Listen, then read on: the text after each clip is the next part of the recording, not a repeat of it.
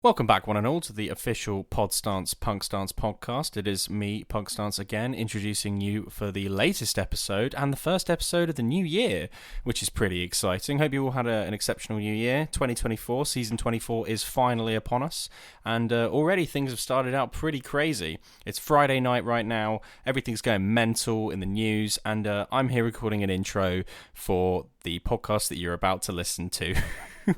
My life is an absolute adventure, it really is. But today's episode is regarding a colleague and friend of mine, Laura Carter.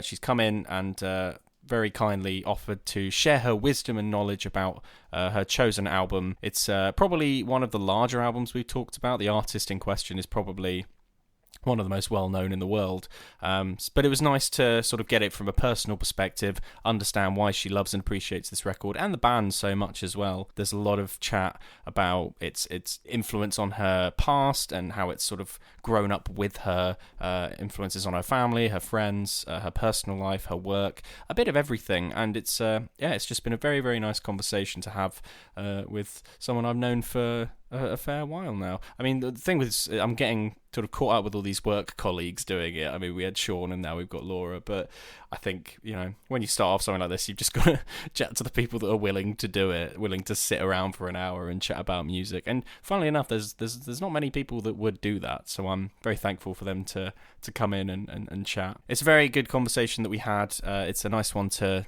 just, it's a more of a relaxed conversation, nothing too crazy, nothing too extreme, all covered about a band that I think everyone either knows or understands somewhat, so I think everyone will get a unique experience out of this. So thanks again to Laura. I'm sure you'll have a great time with this one. I'm very proud of it yet again, and I hope you enjoy it, and I'll see you on the other side.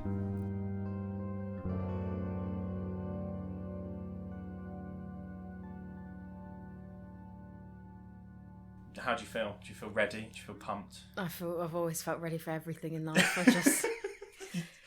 You feel prepared. You know that phrase? It's like fail to prepare to fail. Yeah. I'm just the opposite. Like prepare to fail. You are. I'm prepared to fail. So. You are wholeheartedly preparing to fail. Well, I like that you're definitively in that sector. Just throw shit at the wall and hope that something sticks. Oh, it will. That's the easiest way to live your life. However much shit we're gonna verbal diarrhea we're gonna bring out, it'll all stick to the wall. Don't you just worry. go with the flow. Exactly. We'll get into the flow straight away. It's kind of like the life mantra, though, isn't it? It's like just go with the flow. Go with the flow. Yeah. That's a brilliant way to start a podcast, by giving a very broad mantra, like a broad colloquial metaphor. But that's such a generic thing. Just go with the flow. Yeah. Well, it's like a lazy person's way of being like, I'm very laid back. I'm so laid back that everybody has noticed. They actually do. They don't move. They don't do any work. You come back to them. They're at the same point. And they're just like, oh my god, it's exactly the same. You haven't moved. I'm so laid back. I'm horizontal. It's an incredible way of getting started. Well, welcome, my liege. Thank you. I'm glad. I said that to you once, and it's just stuck. And I don't know how I said that word because it's never been in my vocabulary. I think it might have been my impression of King Charles that might have instigated my liege as an introduction. Yeah, I had to, after I said it, and you were like, that's a great thing to call me. Let's stick with that. And then afterwards, I was like, yeah, cool. And then I slyly Googled, what does my liege mean? Just in case you'd inadvertently insulted me. That's my history A level coming out somewhere in the works. I don't know. Did you ever write that in an essay? Probably, yeah. Just I've still, you know what? I've still got all my history GCSE, like not GCSE, A level essays. Have you? Because sometimes I read it back, I'm like, did I write that? I had to do a mad clear out of all my old English essays. I found one recently of one from university where I did a piece on Spirited Away and Shrek and fantasy novels and films, and I got a first, which means I can confidently say that I have a first degree essay in Shrek. You know, that's one of the first things you ever said to me. I know. I'm coming full circle. I literally said hello to you and you were like, I'm Nick. I've got a first in Shrek. I think the first question you said to me is, do you like Shrek? And I was like, yes, I like Shrek. And then you were like, great, because. And I was like, okay. Well, no, I thought our first conversation was about biscuits. No, that was like our third or fourth. Oh, no. There's been many in between. That was the first notable conversation we had. Yeah. About biscuits. Hitting the important topics very early on. As we should. Yeah. Well, we've got another important conversation to have, not necessarily about biscuits, but about music, because deep down that is why you're here, as much as I'd like to say it's something else.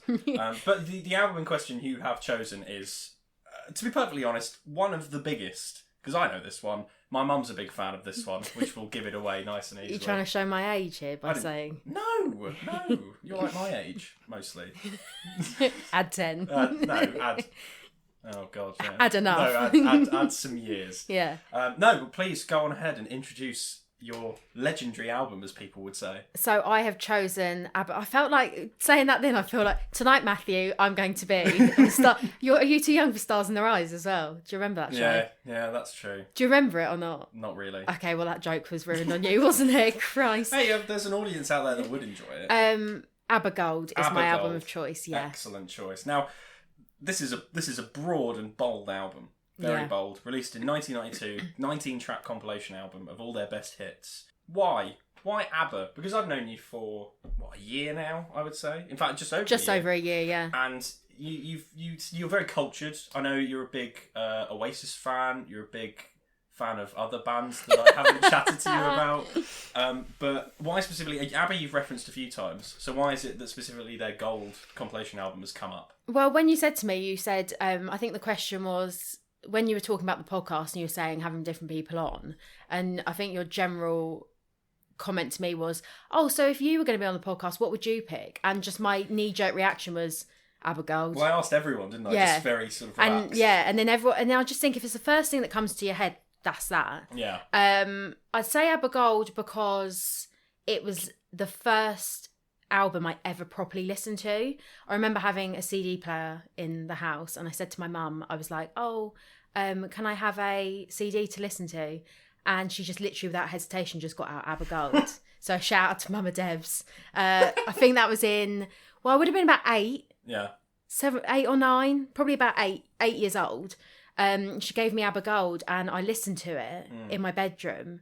And from there, I just listened to it all the time. And then I kind of, as I got a bit older and I went to school, I realised how old ABBA were because people didn't really listen to ABBA. And I was like, oh, I should be listening to other things. Yeah. Not so much this. But then when I got to secondary school and I met my friend Millie, she loved ABBA. I sat next to her all through school because we had the same surname, like similar surnames.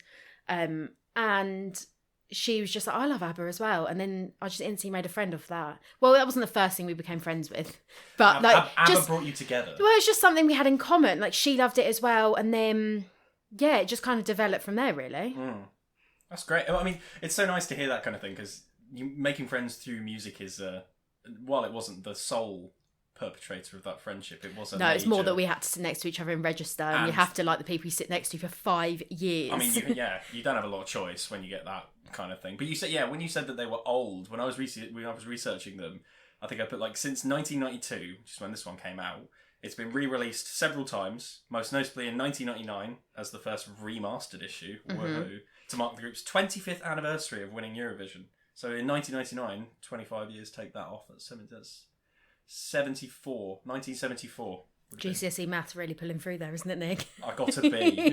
I am using it well. So 1974, that would have been the year that they originally won Eurovision. Then there was 2008 when Mamma Mia came out, which we'll get to. Yeah. And then, so that was another rebranding that they did. And then in 2014, it was their 40th anniversary. Yeah, so 1974. So they just keep getting punched, but just keep going back up, they're like, make another remaster. Get more music out. Yeah, literally. But it's become such a phenomenon. Like, my mum went to some ABBA evening where you get served food in the O2 and they sing all the songs around you. I forget what it's called now. I think the tickets are quite expensive, so I've never actually gone to it. She did it for a birthday thing. I forget what it's called. I should have researched. I should have asked her before I did this, but I can't remember what it's called now. It's literally on the tip of my tongue, but yeah, I know what you mean. It's like the ABBA experience or something. Yeah. But it's expensive because I looked at it. I was like, oh, we should do that. And then I think Aaron's mum was like, have you seen the tickets prices? And I was like, no. And then we were like, oh, maybe not. Like, just flung Aaron in there. Like, everyone will just know who he is. Yeah. But all these, there must be so many experiences you've had outside of the ones you can't afford. There must be things that have come up just from ABBA that you've done in your life. I thought you were saying musically then, because obviously you touched on Oasis earlier, which I think is to me, ABBA's a bit weird because my music taste is very broad. When I was growing up, my dad was really into like Dire Straits, Madness, and he used to listen to them. My mum hated them. And then like if I put Dire Straits on, my mum's like, ugh. she'd be like, your dad used to love this song. And then vice versa, I know that if my dad was alive, he'd listen to my mum and be like, oh God, you're playing this again. My mum doesn't really listen to ABBA that much, which is really weird. But I know for well, if me and her go to like a wedding together and ABBA comes on, she'll be up dancing with the best of them. I think that's the same for all of us, though. I think a lot of us, we don't see ABBA as our favourite musician, our favourite band, but everyone knows their songs. Yeah, everyone's heard one that they really like. I firmly believe that if you're at a wedding and someone plays Dancing Queen, no one will be It's sat almost down. a rite of passage, isn't it? It's like self-fulfilling prophecy. If you go to a wedding, you have to listen to either Dancing Queen or some other ABBA song. Well, funny you should say that, because I'm obviously... Well, I say obviously, you know. I know. I'm getting married next year. And I actually said to one of Aaron's friends... who is your fiance? Yeah, Aaron's my fiance, yeah. I said to one of his friends, his friend Cowper, he was like... Cowper? His name's Chris Cowper, but we call him Cowper. Oh, right. Yeah, his name's Cowper. I was chatting to him. I think it was the first time I met him at Millwall. I was just sat next to him, and then for some reason we got onto ABBA, and he said, I hate ABBA so much that they were banned from my wedding. And I said to him, I went, well, funnily enough, I love ABBA so much that I'm going to have an hour dedicated to ABBA in the evening. And then I said to Aaron that we should just shout it out, be like, this one goes out to Chris Cowper for the whole hour. You'll love that. Yeah.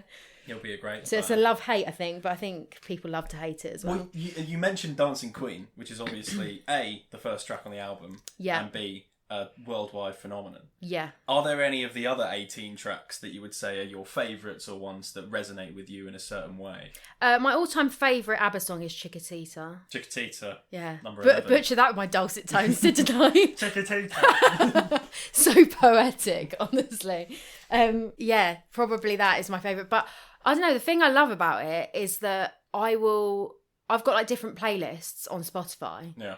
And I've got one for like driving. I've got one that's literally called like chill, which is my like relax playlist. I've got one that, you know, when you're in a bad mood and you want to stay in the bad mood, you just want to channel the fact that you're upset and you're like, and you just want to like sit and dwell on like life, and you want like some really sad music to go with it. I've got one for that, and like ABBA's in every single one, which is really weird to me. Even in the sit around being sad one? Yeah. Because Chiquitita makes me really happy, but sometimes if I feel sad, it will make me really sad. And then like when I've been through breakups before, like the song Knowing Me, Knowing You. I just can't imagine ABBA being affiliated with any negative vibes, to put it. There's another one. As a 13-year-old would say. Okay, so hilariously, the song Does Your Mother Know? Yeah. It was in the Johnny English film.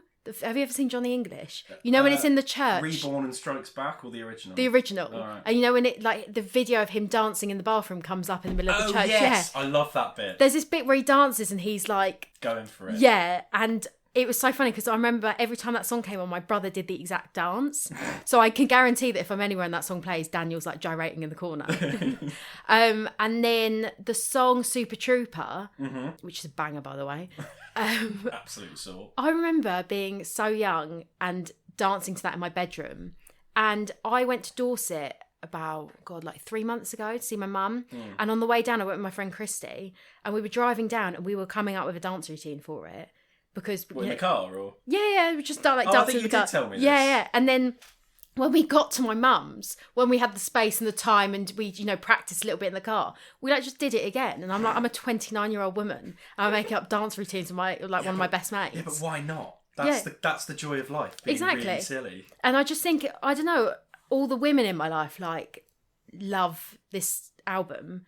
And my friend Craig also loves this album, probably the only man in my life that does. But I don't know, I just find that whenever I'm on a night out with my friends or I'm just chilling out, like listening to music with them, it will be ABBA somewhere along the line. I mean, they like I said before, I can't imagine them having a negative presence on any of your playlists. Unless you hate them. Unless you really hate them. Unless you're Chris Cowper. Loathes them, absolutely. But what would you like? Would you say that they have an overarching theme? Do you say that ABBA is this definitive theme, this definitive tone? Or is that exactly what they are? They account for a smorgasbord of thoughts and feelings and general vibes of the day.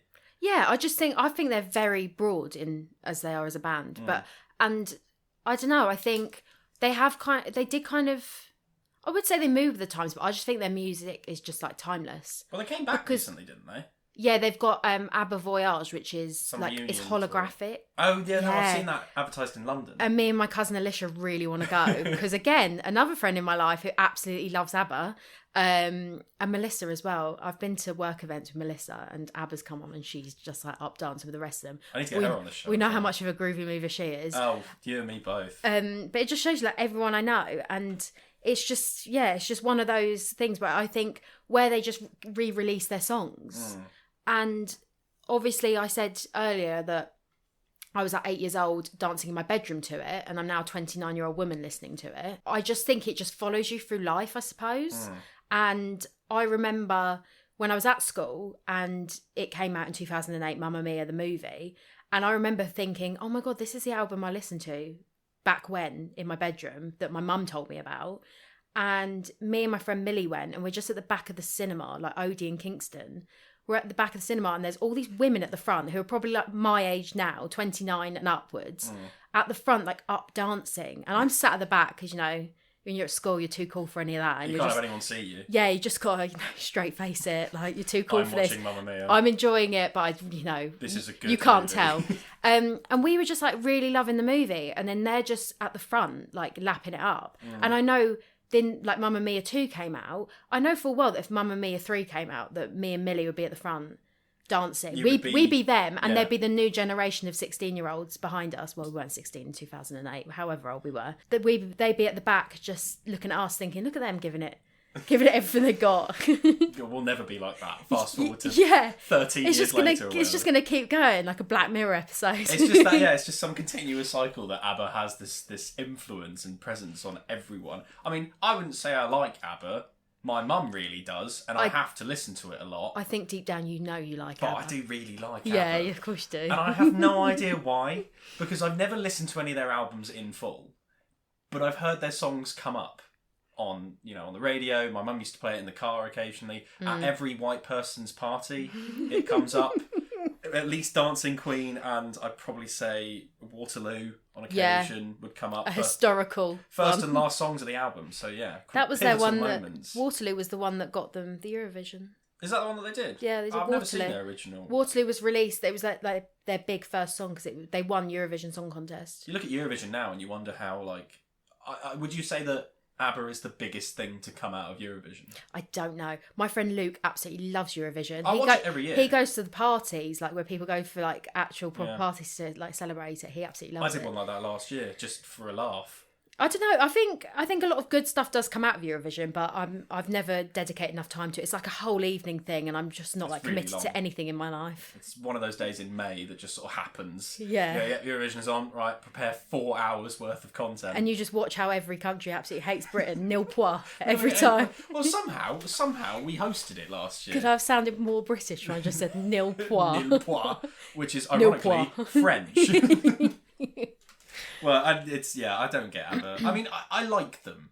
I like ABBA, but they're very confusing. You're saying I like ABBA, but I don't love ABBA. Is that what you're getting at? Because what genre are they?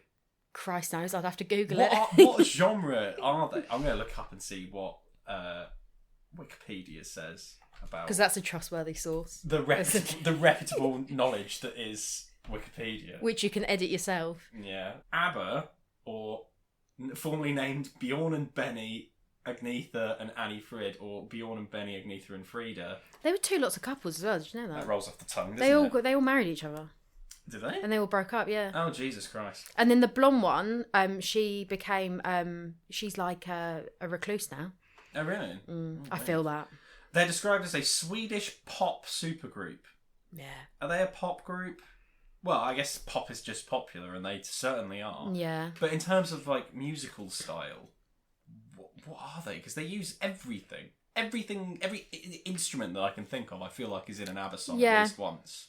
Because I can't define them. And then like Chiquitita is like a build up as well. Like it starts very slow, and then it's like bang right into it. And it's utter madness. It's utter madness. Then, but like, what is it that you appreciate about their music? I think the thing I like most about them, for me personally, is just how nostalgic they are. Yeah. And the older I get, and the more years I have on this earth, I just think nostalgia is just the thing that everyone gravitates towards, especially like Christmas time, like we've just had. Yeah. It's like putting like listening to Christmas songs every year, like just like warms your heart. I don't know what it is. It's like that feeling of like wanting to get the old days back. And as soon as I hit ABBA, I guess I just feel like in a happy place. I'm back at my house in Twickenham with all my family members there, who obviously not all of them are here now, and like my brothers like grew up, moved out. But it's back in a time that I was really, really happy, and I just have such like fond memories. That's why I like them. With their style, I guess it's just because I don't know. It's just all their songs are in their own way quite unique and different. Similar style, I suppose, but for me they're all very different. Like which is why on my like sadder playlist I'd have like Knowing Me, Knowing You, and when I've been through breakups I'll be listening to it, and then I feel like it's just it always does like full circle because I've got TikTok, which I scroll ridiculous amounts of time my evenings of a day, which is really bad. The amount of stuff you send me is I know, it's so ludicrous. bad. I don't like looking at my screen time because I don't want to know how productive I could be otherwise if I wasn't on that app. But ABBA songs are always trending, which always surprises me. And I'm like, why is it trending? And it's like there's teenagers dancing to ABBA on TikTok. And there's a song that's not on ABBA Gold, but Slipping Through My Fingers, which trended. Like it's trending at the moment. Well, it might be trending at the moment, I don't know. But it's always like nostalgic videos of people in their childhoods. Because the whole concept behind the song is sometimes I wish that I could freeze the picture is like one of the lyrics and save it from like funny tricks of time. Yeah. And the actual lyrics, when I listen to it, I always think of like me and my mum, because the whole thing of it is about like a daughter growing up and then time goes really fast. And it just, I don't know, that like really hits something within me. And I just get really sad because I know my mum's old now and I'm older and like how precious time is. And I don't know, I listen to that song, I think of her. I remember sending it to her once. I went, this song really makes me think of you. She just replied and went, why? I was like, thanks, Mum. Because you're old. It's reminding me that you're old. Yeah. But that's so weird because ABBA giving you that sense of mortality. Yeah. That's not what I would expect getting from the people who did Dancing Queen. See people dance, people in a wedding going up, 5 points in, going absolutely mental. But they still have some resonance with you that no one else would have, or we don't know. And like when I said to my bridesmaids, I was like, I'm getting married, and then they were all like, are you gonna have ABBA at your wedding? I was like, well, obviously. And then I've got like a group chat where we were called ABBA for a bit because it's just like we all had in common. That was it. Yeah. I think it was called it was called like Mamma Mia, and then they changed it because we were gonna go back to Mallorca, but we never did. So it's now just a group chat, isn't it? That's mighty unfortunate. Yeah. Well, it's funny you mentioned the whole nostalgia thing because we were talking about Running Up That Hill. Oh God, yeah, from Stranger Things, Stranger Things. And I can't remember everyone's who it was by now.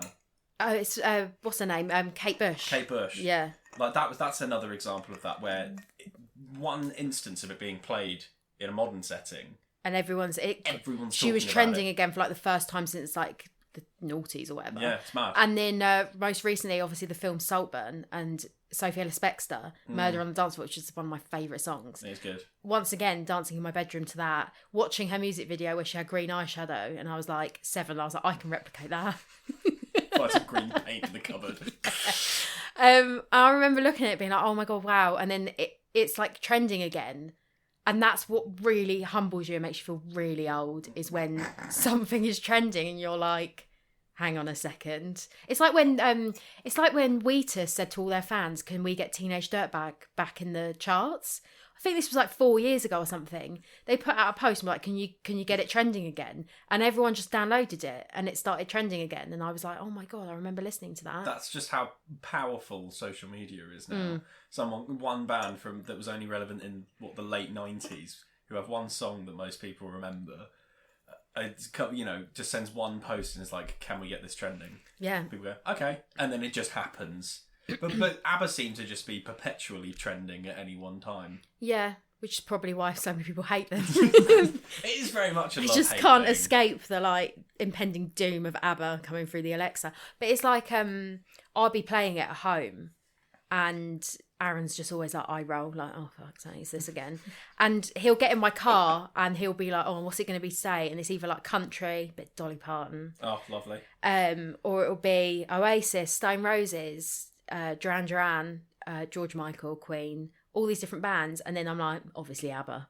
There's always one ABBA in there, and he's like, of course, them again. Do you have another go-to sort of genre or style, or is it very much a mishmash of artists that you've just named? It's definitely a mishmash, and I'd say most of that has come from like influences of people in my life. Like me and Aaron were friends for a couple of years before we were together. When I met him, he also liked Oasis. So we got chatting about that, and like we had all this stuff in common about it. And he just introduced me to so many songs like I hadn't even like heard of. Like he deep dives into Oasis albums and stuff like that.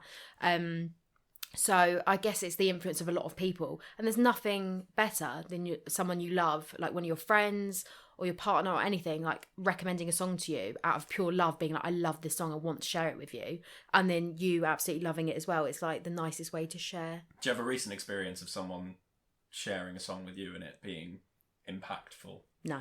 None at all? Actually, yeah, my friend Craig sent me, well, it's not really a song, it's someone on I think Instagram or something. They just uploaded their own song. Like, oh, really? Yeah, they're trying to get big. They're posting like a song a day or something.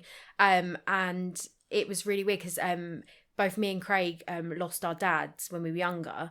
And he shared this like video with me, and it was this person singing. It was a really sad song, and we both just like trauma bonded on it. But it was just so nice because he saw that and obviously felt something really deeply.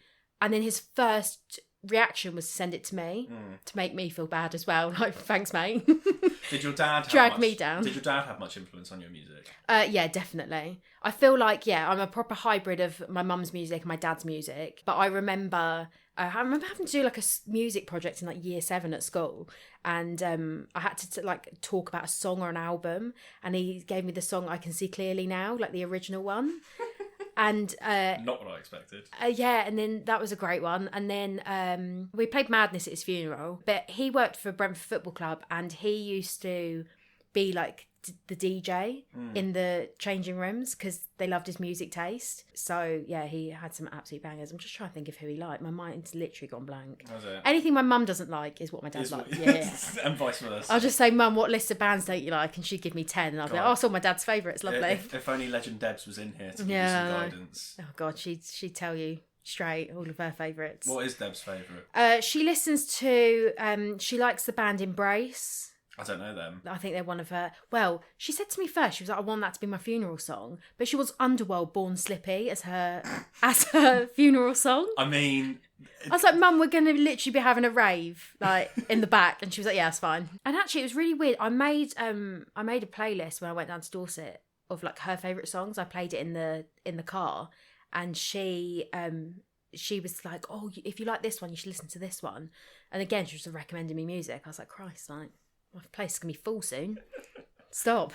I mean, Dorset you talk about a lot. It's your sort of well, I imagine it's where your mum lives. In fact, I know it's where your mum lives. Yeah, so I grew up in Twickenham, but yeah, my mum moved there like 3 years ago, maybe. I think it was about 4 years. It's a nice part of the world, don't get me wrong.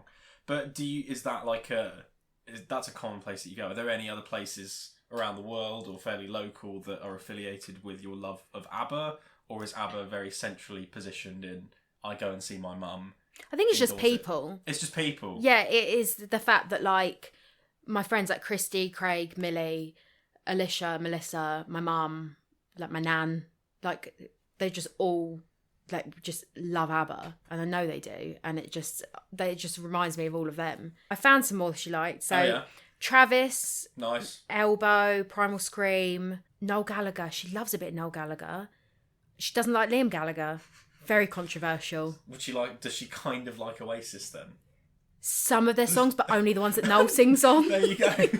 Yeah. Just a big fan of Noel. Yeah, pretty much. Oh, nice. And then obviously we went to like Knebworth last year, me and my family, which was nice. Bit more Oasis. Well, not Oasis, Liam Gallagher specifically, but yeah. Well, with something like Knebworth, have you had any live experiences with ABBA? Or are you hoping to get to one? Well, no, I want to go to... you want to get to Voyage? ABBA Voyage. Is it Voyage? Is it Voyage? I say Voyage. Oh, I need to find this out now. Like Nigel Farage. No. ABBA Farage. I'm going to say Voyage. It's a bit twofold here, though, because part of me is like, I have to see it. And the second half of me thinks, am I in a Black Mirror episode that we're going to pay to watch holograms perform? And I'm like, is this the future? Because they did it with Michael Jackson when he died. Well, Kanye West did it as well. Or he got like Kim Kardashian's dad on a hologram. Yeah, he did. That's weird. Yeah. He's just a weird guy. Very strange. Listen to much Kanye? No. Yeah, good. I love it though, because ABBA are just... I feel like you could talk about them for hours. You might. If I knew enough about them. But they're just such a worldwide group. And, you know, they all came from Eurovision. And everyone I feel like everyone has a unique story to tell about them. What did you think about the films? They've got their own... Like, there's a film dedicated to ABBA. Like, that's mental. Yeah, I've watched a few documentaries as well, not just the films. But yeah, I like the films because they were involved as well. They make a few little cameos, the guys in. Oh, do they? Yeah, like nice. Tiny little shots. But I just think, yeah, it just brings it back. Like, I don't know what it is. It's. I don't know if they're going to do a Mamma Mia 3. I don't think they'd have any story to tell. But Mamma Mia was like a theatre show that was made off the back of ABBA, maybe. I can only presume, yeah. And then from there, they were like, right, this is great, we're going to turn it into a movie. And the cast was just amazing. I absolutely love Meryl Streep. So Pierce Brosnan, can't sing, but I really like him. He is nice.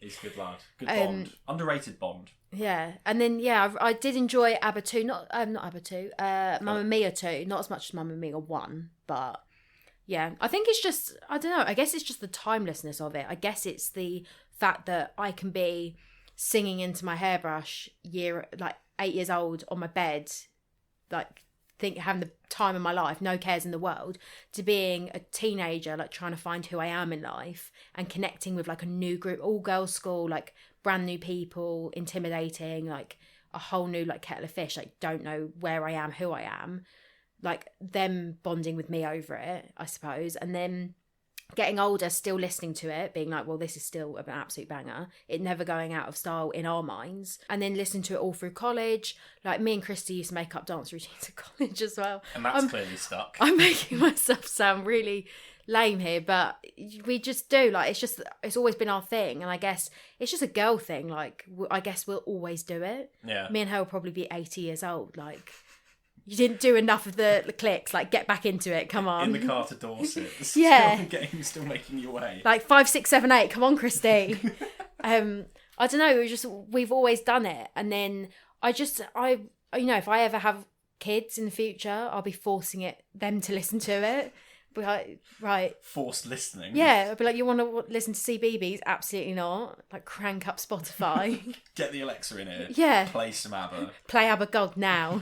Get all 19 tracks. Yeah.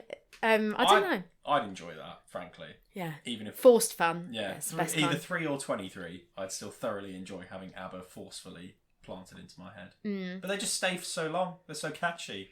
It just made me laugh though, because I got in the car the other day and the one that me and Christy came up with the dance routine for this. I'm making myself sound so ridiculous here doing dance routines. The one we came up with, I was trying to remember it and we hadn't done it in a while, so I've forgotten. And then there was like a huge gap where we hadn't done any moves, and I was like, if we ever do this in public, we'll just be stood there like lemons for most of the song. If it comes up in public, just you're like, right, stop. We have to do this now. Yeah, because we've never not done that before. No, of course not. You haven't stopped in public and danced for random members walking around. Yeah, definitely not. But that's your life. That's just what ABBA inspires you to do. To get out in public and dance around making your own routines. I think it's how I've never got bored of them either. Like, you can listen to a song so much. You know, you hyperfixate on a song, you then never want to hear it. Like, oh, I love this song, I'm going to listen to it until I absolutely cannot stand to hear it ever again. I'm a mass culprit of that. I did that with Miley Cyrus a couple of times. I really liked her new stuff. I've been hearing Flowers everywhere. And not so much Flowers. There was one... It's everywhere. I can't escape it. I've forgotten the one I really liked, which is weird because I listened to it so much. But I feel Maybe you killed it. Yeah. I don't know. You just like listen to something over and over and it can really start grating on you. But with ABBA, I'll just always listen to it and I'll always know I'm in the mood to listen to it. And if in doubt, I put it on to start off with. Like if I'm getting ready to go out for a night out, like down the local, I'll be sat there and I'll be like, what should I put on? And then I'll just start with a bit of ABBA. And then from there, I'm like, okay, yeah, Shania Twain can go on now. I'm ready. What was the video you showed me today? Like you said 5 years ago today. Oh, I was making a spag bowl and I was dancing to Dancing Queen. ABBA. Yeah. So even like every single element of your life, it's been there. Yeah, pretty much. All the time. I don't know. There's a lot of escapism in music, isn't there? And I think if you think I've just got to walk to the shop, and you just think you go in silence, sometimes you should, because you should really listen to what's around you. I'm really guilty for not doing that. I always need to have something distracting me. I don't know why. But you should just like listen to the outdoors, shouldn't you? You should listen to the trees and like actually be at one with nature or something. I don't know. I never am. But you walk down to... I say that I live in a really industrial town and I'm like walking. Yeah. But yeah, you walk and you just think, oh, you know what, I'm going to put on a song I really like. And then all of a sudden, like, you're in your stride and you're off and it instantly improves your day. And like when you have to drag yourself out of bed at 6:30 in the morning, get ready, put a face on, go to work and sell. When you're driving to work and the impending doom of the day is looming over you, there's nothing better than putting on a song you really like and you think, well, this softens the blow, doesn't it? Oh, that was the other thing I wanted to say as well. Like the fashion of ABBA as well. Yeah. Groundbreaking. Literally, my mum used to drive us to my grandparents' house in Hounslow, and there was this shop. There was a fancy dress shop and they had these giant boots in the window, and every year, like growing up, they had these boots in the window and they were the giant platform ones. Yeah. And like the fashion of that, I just used to look at them and be like, I want to dress like that. Bearing in mind this was like 2008 and the 70s had been and gone. But I'm obviously 30 this year and I'm having a 30th birthday party. It's going to be through the decades. You can be sure I'm dressing up as ABBA. Nice. It's just iconic, isn't it? Oh, always. I need to look more into their fashion sense because I'm very clearly... not very. Well, what are you going to wear to my 30th? Well, firstly, I'll put point out that I'm wearing a long sleeve with a hole in the shoulder on the right side. Yeah, I know. I did notice that. I can stitch that up for you, Oh, it's fine. But I appreciate the offer. I'm going to throw this one out eventually. But I think I'm going to go for a 90s look. I think I'm going to try and do Liam Gallagher. Get the circular dark glasses, and I'm just going to walk around with my hands. You might end up looking like Jimmy Savile with the circular glasses. There's like a fine line. So you could end up looking like him or Elton John because they both wear the circular glasses. It's a very fine line, I think. Yeah. As long as you don't get like the rose tinted, I think you're all right. No, I don't want to be a paedophile. I want to be Elton John or Liam Gallagher. I think, Liam Gallagher would be good. I think there'll be quite a few Liam Gallaghers because it's an easy cop-out because all you have to do is put on a jacket, have longish hair. No, I need to go for a bit of a crazier... Well, it could be anything culturally. It could be like a TV show, a famous like duo. You could go as like music. You could just go as the fashion from that era. Like, you know how in like the 2000s, like everyone was wearing like low-rise jeans and crop tops. That's true. I could go for like a classic emo look from 2003. That would be more suitable. Bit of My Chemical Romance. Punk rock 2004. That's what I used to love My Chemical Romance. That's a whole other story. Has ABBA sort of inspired you in a creative sense, or has it like... Well, you cancelled your gym membership recently. I'll mention that. I'd just like to do a reverse New Year, New Me. I just think, oh look, it's a new year. It's January 1st. I'm going to get even worse than I was last year. January 1st, even worse. Yeah, I've cancelled my gym membership. Yeah, so I was listening to ABBA on the Stairmaster. Ah, well, there you go. I will now be listening to it on my sofa. When you don't have to use your legs. Yeah, exactly. Well, is there anything you'd like? Is there anything you'd like to do in the future? See, I'm not like that as a person. I never have like a 5-year plan. I don't think I've ever had a 5-year plan. And my life has changed pretty dramatically through the different bits. Like going from one weekend, I left my job on the Friday in Twickenham, left London, left my mum, and went to live in Kent. Like the following Monday, and brand new job, and then just changed my life. And then now I live in Kent. Was that all happened that quickly? Yeah, I left. Well, obviously I had something lined up, but yeah, I left on a Friday, left that behind, and then started in Kent on the Monday. And then obviously my life changed dramatically again, but I stayed in Kent, and I've like just built my life here now, I suppose. So I never have a forward plan. I think if you look too far into the future, it can be a bit daunting. Oh, always. So I just try and be more present than anything, because I think, like, obviously I'm nostalgic for the past, clearly, for like this album, and always thinking like back to happier times. Say happier times, but like easier times maybe. Yeah. When you're younger, you're at school, your only worry is, did I remember my PE kit today? Or will I have to wear something from Lost Property? Did I get my planner signed? Yeah, oh God. Did I forge my mum's signature again to say that I've read 3 books this week?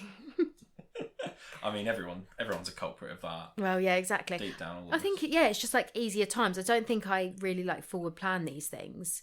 But I guess whenever I have gone through like, I don't know, trials and tribulations of life, then music has been there. It always is for everyone, I think. Yeah, I mean, we all have our different genres and styles and artists that we go to. But the whole point of me doing this is that everyone has a story for music, not just a specific artist, but as a medium, it's pretty prevalent in most people's lives in every single element. Like moving to Kent just on a whim, you said that you had music there as sort of like a crutch, just to keep you going. I think it's just weird, isn't it, how much it varies between different people. Like my sister-in-law, she listens to screamo, like proper screamo. Yeah. Even like I can't hear what they're saying, but she can. That kind of screamo. Yeah, and she listens to that in her car, and then she'll change the CD because she's got my niece and nephew in the back, and she puts on Frozen, like the Frozen playlist, and I'm like, I'm sorry. Did you ever hide what you used to actually listen to? Because you said that. No, I've always been unapologetically myself. Yeah. Nice. I don't think. I think everyone struggles through school and stuff, trying to find who they are as a person, but I think there's been times like, when you think, oh, you meet someone, you could be like, I could be more like that person. Like I always think to my dad, who was a very quiet person, and he held himself really well and was like, he didn't have to say anything, but you could tell from his face how he was feeling. Yeah. Like he was a man of very few words, but he could get a lot through in like his language and like just his presence. He was quite like an impactful person to have in your life. And like I was in a relationship with a boy for 3 years, and he didn't speak to my ex for 3 years of our relationship. We just never spoke to him ever. Never introduced himself. Never. He was so quiet. And I always think, wouldn't it be so good to be able to sit in silence and hold yourself? Yeah. Whereas I say a million words a minute. I've probably spoken on this so fast, but it's just like.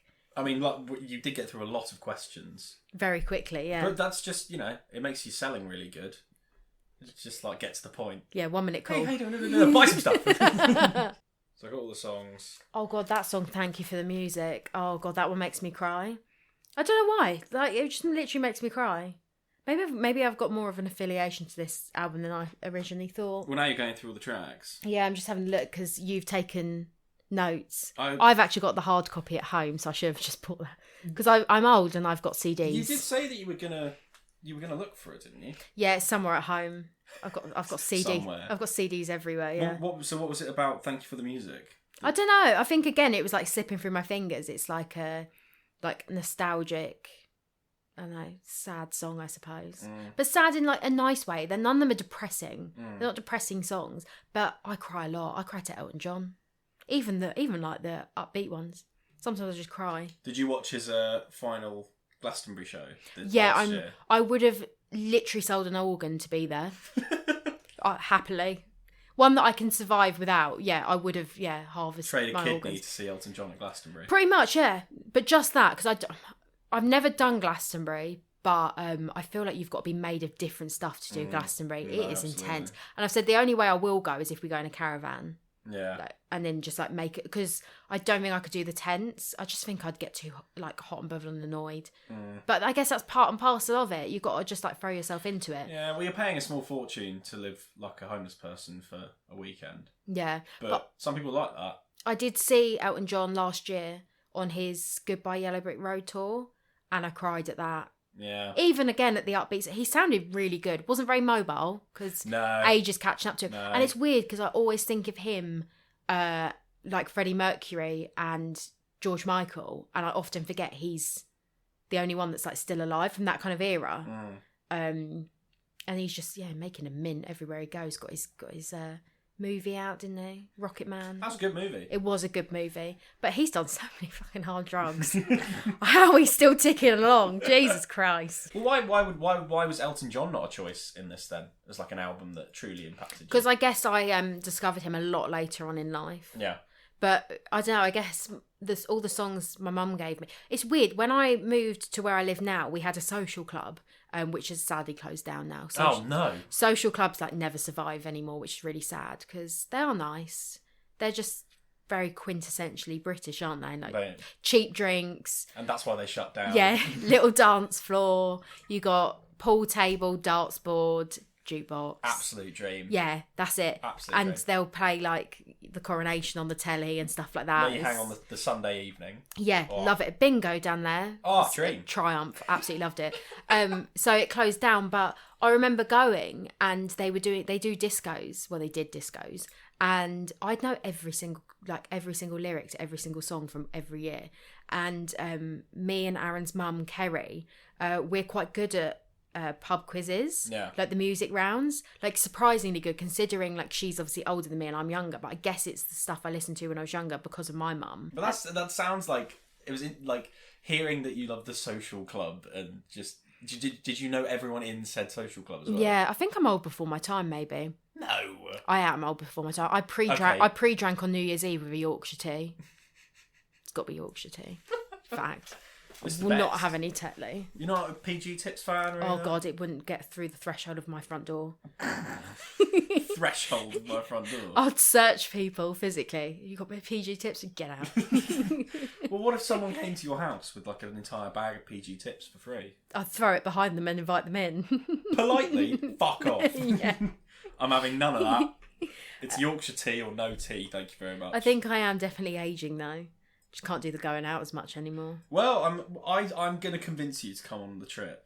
Well, this is the other thing actually. We obviously went to Slovakia last year We did. to do a charity walk It was up great. Mount Rissy. I personally couldn't do the entire thing, probably because You I'm did great. 5'2" and unhealthy. Then I'm 6 foot and unhealthy. If anything, that really taught me like sport is such like a mental. Every like sport and physical activity is mental, not always physical. Oh God! And yeah. it was just me being like, "You can take a break now," and my body going, "Yeah, right." That's what happened, and I didn't make it all the way up the mountain, unfortunately. But I don't know if you remember, Dave, who led the walk, said to me, he was like, "Try and get up to the next ridge," which was like it was a proper zigzaggy. Was that on the mountain. road? No, do you remember it was like I was literally like halfway up when I don't know, and it was like a zigzag like that, and then you got to the second lake. Oh yes. Yeah. Yeah. And he said to me, he was like, try and get up to the next ridge. So I put in my headphones and I listened to music after I stopped. Oh God! Yeah, I remember this. Yeah. And I listened to literally like Elton John, ABBA, all of them. Bit of Stone Roses really got me out there. Yeah. And yeah, I just a bit of Spice Girls as well. I don't know why. Oh, why not? Really motivating me that day. And I got up to the next bit, and like I think it was because I was doing it on my own, and I had my music, and I was in my own brain, and the music was so distracting. Because before, when I was just walking in silence, because you know when you're out of breath, you can't talk to people. These people that run and talk, how are you having a full conversation about what you've been up to this week? They're not using enough energy. If my God. My brother always said, if you in a gym session, or if you're going for a run, if you can talk, if you can sing along to what you're listening to, you're not pushing yourself hard enough. Or you're just really unfit if you can't talk when you run. I don't even have to move, and I can't breathe. But I used the music, and I was focusing so much on what was in my ears that I wasn't focusing on how much my legs hurt or how tired I was. And I got up to the next bit, and then I didn't know if I could go any further because Dave said to just go there, and I was like, might be unsafe to carry on. So I sat there for a bit, and then I was like, I did a wild wee, did one of them Nice. around the back of a rock. Nice. People saw me. And didn't tell you that. And then You didn't tell me that's a new one. yeah, and then I went back down. I had to wait for you for like 8 hours. And my phone died because I was listening to so much music. What was the first thing you... Oh no, I came down. Oh, you said, hello, pork chop. Alright, pork chop. All right, pork chop. Yeah, you haven't called me that for a while. You're still that in my phone. I think, thank you. I think, what was pork chop? Was that because I said I was pale, and when I tan, I just go like when I'm cooked, I just go like a more pale pink. Yeah, I think you said you look like a stick of gammon or something Yeah, like that. and I'm like the least healthy meat out there. Yeah, it was funny though. It's a term of endearment. Oh yeah, of course, yeah. It's my pale unhealthiness. But Thank then you. it goes back to my liege. It's something that turned up and we thought that's quite funny. But I mean, I'm desperate to get you on Mount Olympus. I would like you to go, but I think you've made your mind up. No, yeah, It's Surely- not for me. Surely ABBA could inspire you up there. But this is the thing, like I never have like plans for future. It just I don't know, the charity walk just came up and I was like, yeah, fuck it, just give it a go. Gave it a go. Wasn't my bag, but at least I tried it. You did. I joined the gym. Wasn't my bag. Gave it up. At least I tried it. Yeah. Maybe that's it. Maybe that's what this whole thing is about. It's about trying. It's about motivating. Because that's what ABBA is. They're a motivator. Yeah, Yorkshire tea, got on board with it. Did really well. Tetley, fuck off. Yeah, it's a staple in the diet. What can I say? Well, I always remember, I mean, now going back to the songs, what was it? Does Your Mother Know? Yeah. That's one of my favourites. Is it really? It is, honestly. Is it too because you can hear, you can just envisage Johnny English just gyrating on your cinema screen? Yeah, I can. But it's also... Rowan Atkinson, that was his name. I was trying to think of what his name was. His actual name is Johnny English. Yeah, you know he filmed Mr. Bean around Twickenham, near where I used to live. Well, Staines. Oh, did he? Shout out to Staines. Shout out to Staines. Thorpe Park's around there. Love Thorpe Park. But no, I'd say most of the songs in this 19-track album, because that was what we were talking about, they're all motivators. They're all high energy. They're all power. Well, power not all. pop. I wouldn't say they're all high energy. The ones that make me cry are actually, though, knowing me, knowing you makes me cry, and it's quite cheerful. Weirdly, ironically, bit of an oxymoron that, ain't it? Very good. Juxtaposing themes. Yeah, too far. Out my range now. But there's so many, like all 19 tracks. We haven't covered all of them because we won't have time. But I feel like there must be some that still give off certain vibes. Yeah. So like One of Us is just like the pure breakup song. Like that just gets you through. I don't know, is that quite cheery as well? But it's a bit slow, but it's like one of us is crying, one of us is trying, that one. Okay. I won't sing it, 'cause, you know. And then like Voulez-Vous is just like an absolute banger. Yeah. And the song Gimme literally was trending because someone on, I think, again, TikTok or Instagram or something, did a club remix. And I saw a video of people dancing to it in like a club in Ibiza. And it's like, and then as soon as it goes, gimme, gimme, and it like drops, all these people dancing to it. And I'm like, that's ABBA. That's what I was listening to in my bedroom when I was 8. Well, it's an evolving time, isn't it? You go from original Gimme Gimme Gimme to someone making like some drum step version. Yeah. Whacking it out in Ibiza. And this is what it's like, just timeless, isn't it? I guess, I don't think there's many artists that can just re-release their same stuff over and over 3 again. to 4 times. Yeah, and every time it just get the same reaction. Yeah. And the same reception from people being like, oh yeah, love this. Would you say that's their place in history as being the kind of artist that can just bring out their songs time and time again for a new audience? Yeah, it's the fact that none of them ever have to release new music again because they're literally set for life. And one of them's literally a recluse because she can afford to do so because she did her time. And in prison. Yeah. I just think as well, like, if you actually listen to them, I think they're really good musicians and they're really good singers. Oh, yeah. If you actually, like, when you try and sing along to their songs, you instantly humbled at how bad a singer you are. Because their, like, vocal range, I'm like, yeah, no, I'm out. So it's one of those ones you mime and pretend you're screaming at the top of your voice. It's back when authentic talent was just a thing.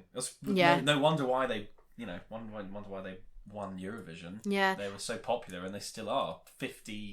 Nearly 50 years on. One thing that makes me also want to see the live show that they've got going on at the moment, even though I feel a bit weird about it being holograms, I think firstly they probably know the fact they don't want to get back together, but they still want to give the fans what they want because there's clearly a demand for it. For there to be such demand that you're not together anymore as a band, you're not going to release new music, and you refuse to perform as a like there's 4 of them, refuse to perform all together. The fact that there's still such demand that they're able to sell out a show, because that show got extended. Because it's still going on. I think they were only going to do it for a bit. There's so many ads in London for it. Yeah. It's unreal. And me and my cousin keep saying, me and Alicia were like, we need to go. We need to like book our tickets, which I'm actually going to go home and tell her tonight we really need to book these tickets. And my friend Millie went, and she took she took her boyfriend Max, and she didn't really tell him what it was going to be like. And then there was like people in feather boas and stuff, and he was like, oh, so it's this kind of night. And she was like, yeah. What was his end report of it? Well, he had a great time. She sent me a video after, and he looked very happy. Oh, right. Yeah, so shout out to Max, because he obviously enjoyed it. Even the most reluctant of people can still I think he enjoy walked into it very apprehensive, didn't really know what to expect, but he enjoyed it. Yeah. And I just think for your music to be that timeless that it just circles back round and people just keep saying like, oh yeah, I'll go see that. I'll go see it, 100%. And the other, I know it's holograms, which does freak me out, and I think that's a bit weird. There's actually a no phone policy. You can't record it. I think that should be a thing for most concerts. Which, frankly. as someone who I've self-reflected and think I'm on my phone way too much, I need to be more in the moment. Like when I'm around my nan now, I just put my phone away entirely and ignore that I even have one because I want to be like present. I think that's really good. The fact that you literally can't go on your phone and record because you shouldn't be able to. It's like when you're in cinema. Like, oh, don't even get me started. Cinema is one of the only times that I can like sit through an entire 90-minute movie, because obviously with social media now and how everything's so like quick, and obviously what's that thing called, that like the chemical in your brain that like reacts like high reactivity, like high satisfaction, isn't it? The like dopamine, yeah, it's like that. Like apparently our attention span is like absolutely wrecked because we have everything in our hand, and it's so bad. And I just think to go to a gig and be able to just give it your full attention is like the best thing ever. Oh god, yeah. I mean, when I watched Saltburn, that was from your recommendation from watching something on TikTok, wasn't it? Yeah. So it like everything comes from social media. The vast majority of these things come from the fact that other people are filming this. Like I think that whole trend was like watching it with your parents and people recording their reactions. I watched it with my mum. It was fine. I do think some of it's like fake marketing though. Like they hype stuff up so you feel like you need to watch it.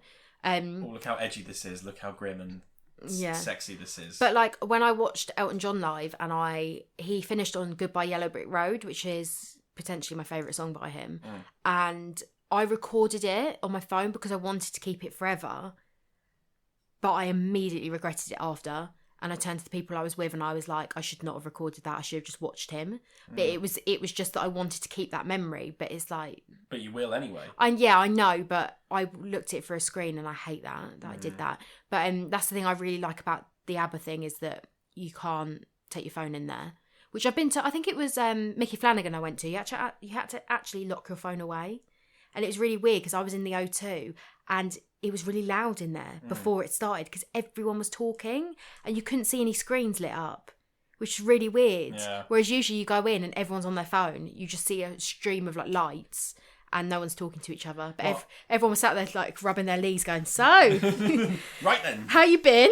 Well, I think ironically I saw on Instagram that video of that group of French people. Oh, I sent it to you. Yeah, no, it was you. Yeah. So yeah, and all the people with their phones out recording the fireworks at the French New Year. I sent it to Neil at work as well because we were talking yesterday. And about it was like how bad it is. There was like I'd say 4 or 5 people who didn't have their phones out. Everyone was just recording fireworks. Firstly, when are you going to watch them again? Yeah. They're fireworks. Secondly, that's deeply concerning. That's like me when I take a picture of a sunset and I'm like, Laura, how many times are you really going to look back at that? It will look the same tomorrow. Stop taking pictures of the sky. Like, get over yourself. Well, the thing is, I mean, that whole ABBA experience is like a fun microcosm for the entire ABBA experience you've had. Yeah. Because if you go to that, which hopefully you will, that'll be like the last ABBA thing that you can do. Yeah. So, do you think that'll be like the end point of your ABBA journey, or do you think it will continue? Oh no, it's definitely going to continue. I think it's too far gone now. I just think, but I do wonder if I'd have been listening to certain artists from being 8 years old, would I still have that affiliation to now? Like Fleetwood Mac, like they'll be timeless for me. I've been listening to them since I was really young. And my friend Kira, she's got a little baby, and she's not a baby anymore. She's a child. A child. She purposely plays like Fleetwood Mac because she wants to just show her like great music, which I just absolutely love. Nice. And it's that shared love again, isn't it? It's like loving an artist so much that you pass it on. And I don't know. I remember dancing in the club recently I was at a bar with my brother. My brother's 4 years older than me, and he's like my best friend. And we were dancing to ABBA. I've got video of us dancing to it, which made me laugh so much. And he doesn't listen to ABBA like at all. This is one that was gyrating to it, but he doesn't listen to it. But he's heard it. He hears it enough. He's known it enough. That he knows like some of the words and stuff. But he was like absolutely loving it. And he's someone who doesn't love it that much as much as me. So the fact that there's all these times it comes up, I don't think I can ever escape it, I guess, is the thing I'm trying to say. You can't escape ABBA. Yeah, it's like stuck forever. There's like so many bands that I guess I'll always listen to, that even if they release new stuff, like Oasis splitting up, arguably, like Liam and Noel have made amazing music separately. I love both their music separately. I'm always listening to it. I've got both of their stuff on my playlist, and obviously I saw Liam live, and I saw Noel live last year as well at Brighton on the Beach, and like they split up and did amazing music. So even separately, I like their stuff, and together I like their stuff. Like George Michael, I love Wham, love George Michael on its own. I'll give you all a shot. That's fine, fine by me. You can give it a try. Yeah, exactly. Nice. Oh, well, that's brilliant. I mean, do you think, in terms of ABBA Gold specifically though, what's your final sort of lasting comment about why it's the album that, the all-encompassing point of why ABBA Gold is so monumentous to you? I think the songs match every mood that you're in. Whether you love or hate them, like you've got a strong feeling towards ABBA usually. Everyone's heard of them. They're like worldwide, like all these countries that listen to ABBA, because obviously they're Swedish. Yeah. So, and English isn't even like obviously their first language, and the songs are in English and they're incredible. And I guess it would just be the fact that no matter how much I've aged or how much my life has changed, they're just something I will always go back to no matter what. And I just think, like, if a band can make you feel that good all the time, there's definitely something in it. It's like crack in their music. It's just like keeps you coming back. Musical cocaine. Yeah. And I just think it was so lovely that I thought, oh, this isn't cool that my mum's given me an album to listen to. And now I'm older, I fully appreciate that I am my parents. Yeah. I'm 30 this year, and I'm the age in which, my parents were having, like, me and my brothers. And where I've gotten older, I just think I'm slowly but surely becoming them. I like an early night. I like to watch like certain stuff on Love Only Fools and Horses, my favourite programme of all time. Like things like that. Like you pick it up from your family and your parents and stuff and their influence. But I think a band like ABBA and ABBA Gold specifically, I think it's one of those albums that I'll always come back to no matter how old I get. Yeah. And then I'll force my children to listen to it, and my grandchildren will listen to it. And the fact that, my nan listens to it and loves it. She wouldn't be able to, she tries to sing Dancing Queen, but she doesn't remember the words, which is quite funny. She's got a Welsh accent as well. Oh, yeah. So it's just hilarious. And I don't know, I think it's just how it's just going to follow me around forever, I suppose. And if I'm having a really low day or a really great day, or I need motivation to do something, or if I'm literally just putting it in my ears to like walk around my house and sort stuff out, like it's just my go-to. And I just think, yeah, like whether you love them or hate them, they're there. And I think they're definitely going to be for a whole hour at my wedding, and I don't even care. Aaron doesn't even like them. I don't care. Am I still doing magic at your wedding? Yeah. Sweet. Yes, that's all this was about. Someone I know's actually hired a magician, and they're like £500. Oh, they're so expensive. Does that mean I should be paying you? No, I'll be paid. It's fine. You should be paying me to be here, so Yeah. maybe we should call it even. I'll be paid in exposure, and you're being also now paid in exposure by being on this. Well, I'll tell you what though, it's actually nice to hear have a genuine conversation about music with you, because normally our conversations at work are filthy. Shame it's about ABBA Gold though, innit? Well, there's always another episode you could do if there's other albums that... Yes, because everyone wants to hear these dulcet tones again. I'm Please, sure they do. say some more. That made you sound like cashier number 4, please. Cashier number 4, please. You know what? At my old work, I actually did the voicemail. Did you? Yeah, and then swiftly after I left, I think they changed it. And then I said to them, I was like, why am I doing it? And they went, you've got... I think at the time I was probably more well-spoken. But Back in the day. Yeah. Back in the Twickenham days. Yeah. She's dead. And now you She's sound long like you're gone. from Essex without even being from Essex. Apparently Gemma Collins. Yeah. Yeah. I do get that slight vibe, but I don't really know. You just sound like Laura to me now. It's like because I'm bossy and aggressive at work. I didn't say anything. Well, I'm going to move the mic over here now. Well, thank you for coming over. I'm going to make sure that I don't sound too explosive on the mic, because I don't know what settings I've put it to. The mic? Sake. I did. Do you have PJ and Duncan?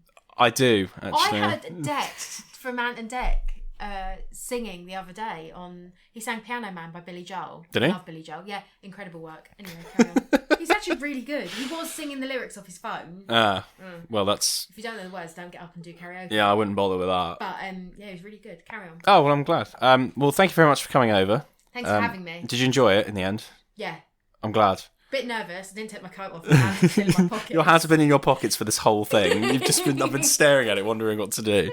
Well, no, it's been good actually. It's like that meme of that fox sat on the corner of the chair, the stuffed fox, just like. It's so I don't terrifying. know what to do. That's inspired me to play What Do You Meme again. I've got that at home. That's one of the memes. I don't find that fun. There's not enough meme cards. There's plenty of meme cards. I've maybe got a shit version. So I've got like 3 cards, and I'm like shit version of What Do You Meme. It's the played it same on the Christmas- version. I didn't laugh for like Once. a solid 10 minutes. You're clearly not with very funny people who have good memes. Yeah. I like playing Cards Against Humanity with like my niece and nephew who don't know what they're putting down.